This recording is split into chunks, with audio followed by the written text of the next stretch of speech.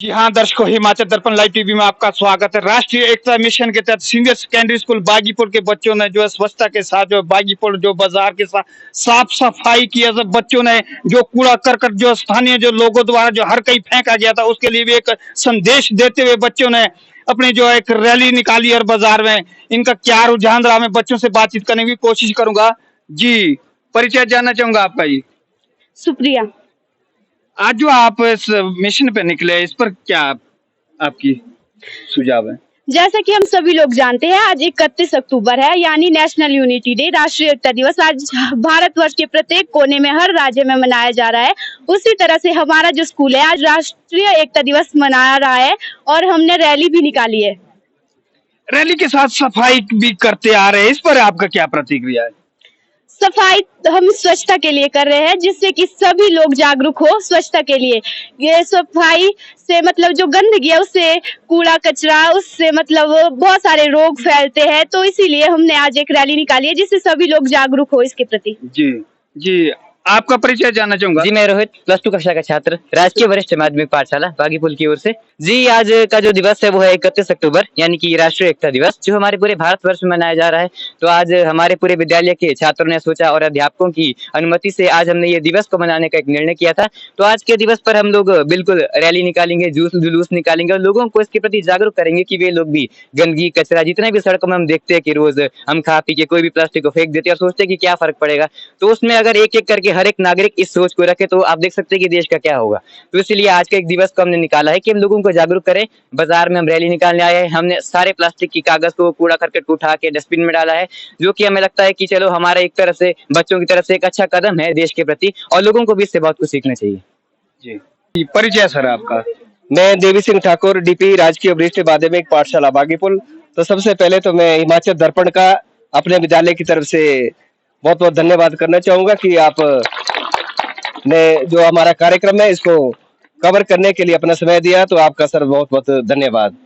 आज जो आप सफाई कर रहे हैं, एक बाजार में एक कूड़ा करकट हर कहीं बिखरा था, इस पर क्या कहते हैं आप? मेरा मानना है कि जो गंदगी है इससे हमारा पर्यावरण बहुत प्रदूषित हो रहा है।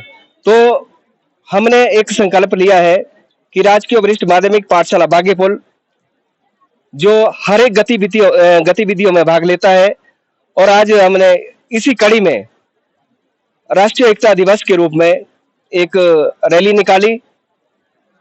उस रैली में हमने कूड़ा कचरा, प्लास्टिक वगैरह सारे बाजार से हमारे बच्चों ने इकट्ठा किया। इसका जो श्रेय जाता है, हमारे प्रधानाचार्य जी ने हमें ये आदेश दिया और हम दोनों मैम हमारे साथ है, और कमलेश जी जो स्वयंसेवी है, हमारे विद्यालय में आते रहते हैं। तो मैं इनका भी बहुत धन्यवाद करना चाहूंगा कि ये हमें हर बार जागरूक करते रहते हैं।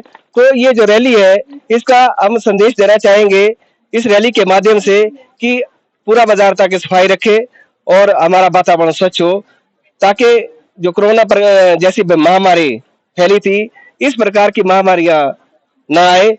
और यही हमारा एक उद्देश्य है। और राष्ट्रीय एकता के दिवस पर हमने अपने बच्चों द्वारा, मैं बच्चों को बहुत बहुत धन्यवाद करना चाहूंगा कि जो बच्चे अपने तन और पूरे मन से इस सफाई अभियान में भाग ले रहे हैं। और आपका भी इस आपके जो हमारे दर्पण है और आपका विशेषकर हमारे साथ बहुत अच्छा लगाव रहता है।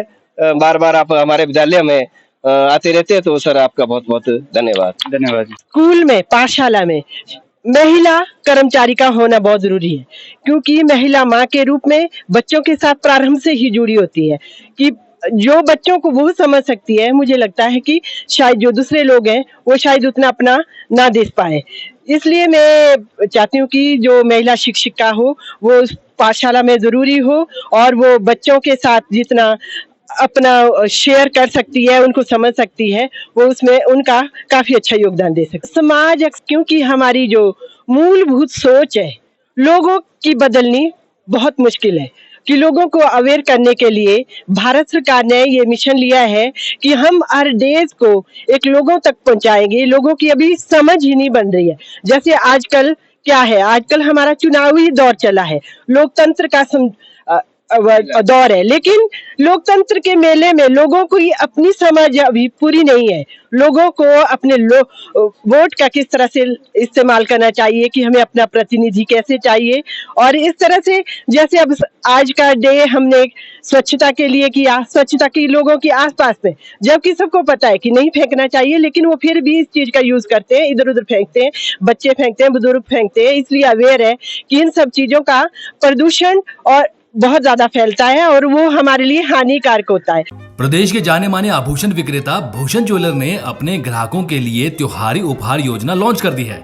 खुशियों की दिवाली योजना के तहत 10,000 की खरीद पर ग्राहकों को एक कूपन दिया जाएगा और इस योजना का हिस्सा बनकर ग्राहक मारुति एक्सप्रेसो कार सहित लाखों रुपए के उपहार जीत सकते हैं।